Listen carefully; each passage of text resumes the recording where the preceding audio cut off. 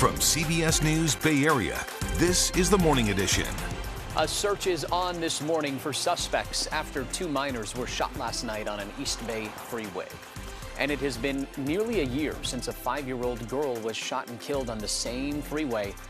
Why her mom says she is choosing now to speak out for the very first time. Plus, many people are staying indoors to stay dry, but being cooped up could lead to more respiratory virus spreading. Doctors are urging people to take this time of year seriously when it comes to COVID, RSV, and the flu. Good morning and thanks for starting your day with us. Today is Sunday, January 14th. I'm Max Darrow. This morning, the search for suspects and answers continues after two kids were shot last night on Interstate 880. It happened in the northbound lanes just after 7 o'clock p.m. near the Paseo Grande overpass and Hacienda Crossing in San Lorenzo. The CHP says a single bullet that went through the door of the car struck two victims, one person in the leg, the other person in the stomach. CHP says both victims were taken to the hospital and have non-life-threatening injuries. We know that both victims are under 18 years old. Investigators closed off the northbound lanes to search for bullet casings for about 30 minutes last night. Those lanes have since reopened. No word yet on any suspect information.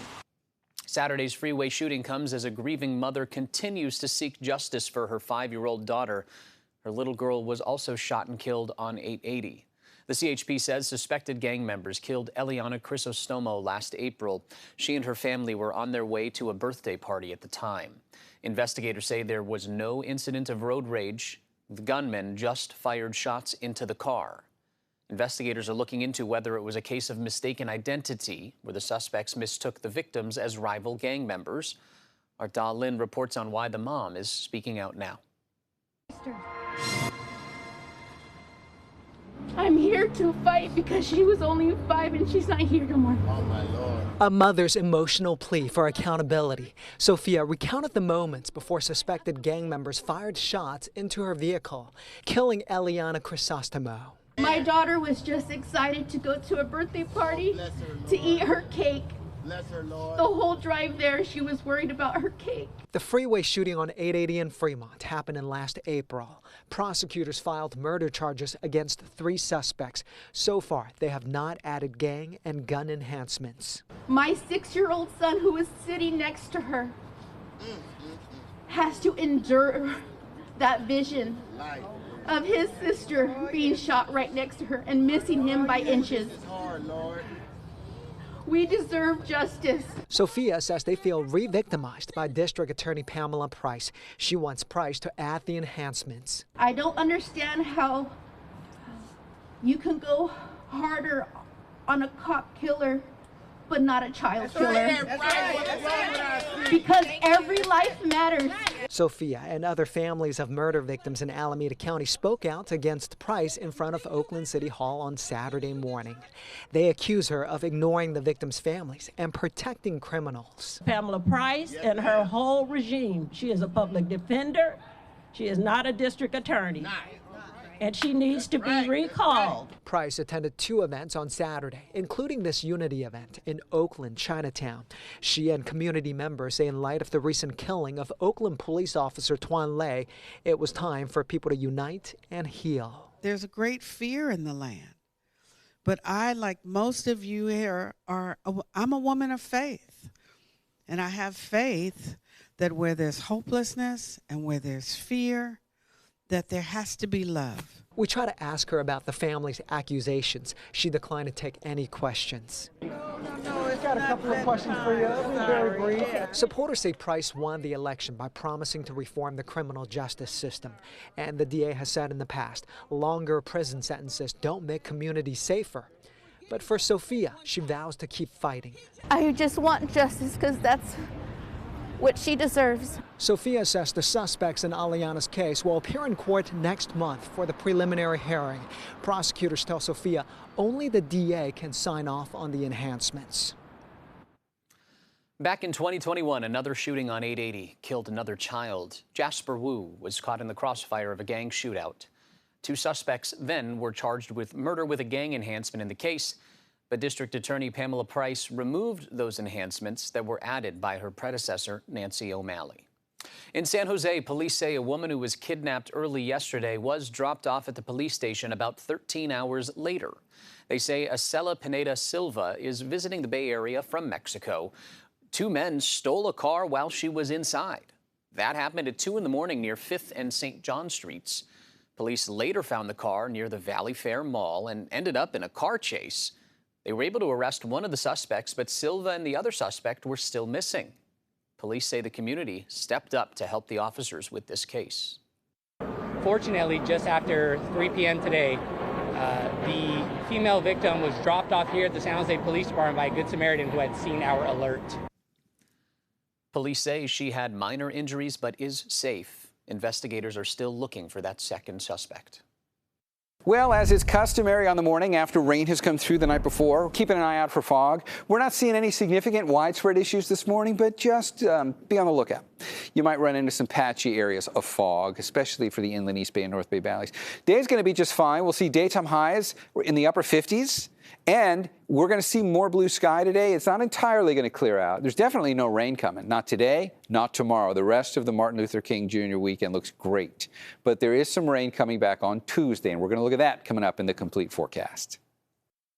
With nasty weather going around much of the country right now, many people are staying indoors, but all of that time inside could increase the spread of respiratory viruses.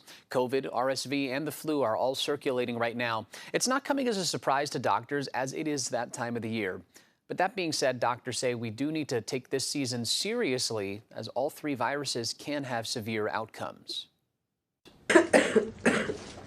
There's no question we are in the thick of that time of the year where respiratory viruses are running amok. All of us probably right now know somebody or several people with COVID. That's Dr. John Schwartzberg, an infectious disease expert at UC Berkeley. I'm taking a lot more precautions now than I was just 6 weeks ago. I don't want to get sick with anything. And I certainly don't want to get COVID or influenza or RSV because those diseases are really harder on people than many of the other pathogens. According to wastewater surveillance data, a strong indicator of how much virus is spreading throughout a community, Bay Area-wide, COVID detection has gradually but continually increased since Thanksgiving. RSV has as well.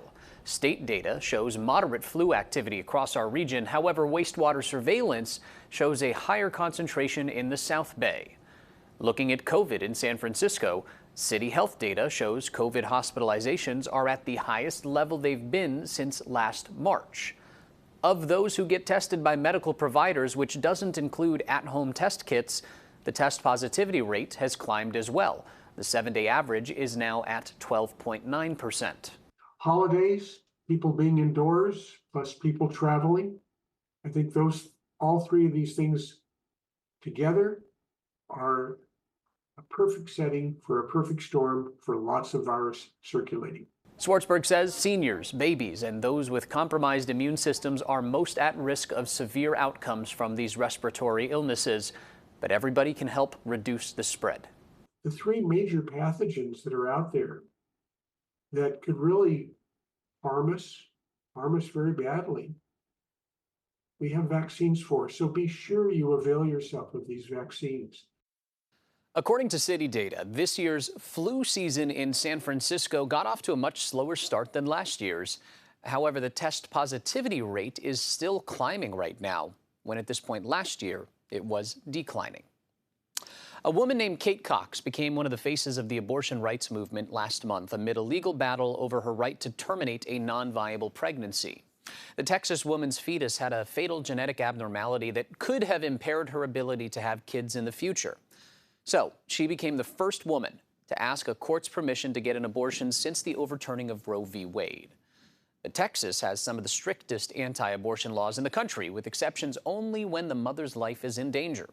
Cox was forced to travel out of state to terminate the pregnancy just hours before the state Supreme Court ruled against her. In her first interview since the procedure, she told CBS Sunday Morning's Tracy Smith that she fought hard to have the abortion in Texas. I wanted to be here, close to home. I mean, it's the hardest thing I've been through. I wanted to come home, cry on my own pillow, hold my babies. be near my doctors. So I was really hopeful. That's really what I thought about most going into this. Some of the people on this other side of the issue say, why not just have the baby naturally and whatever happens, happens? Mm-hmm. I want more babies. I talked with our doctors and I didn't want her to suffer. I felt it was best for her and I felt it was best for our family as well. We want to be able to have more babies. We want to give siblings to our kids. You can see more of that interview with Cox and her husband on CBS Sunday Morning. That's at 7 o'clock today.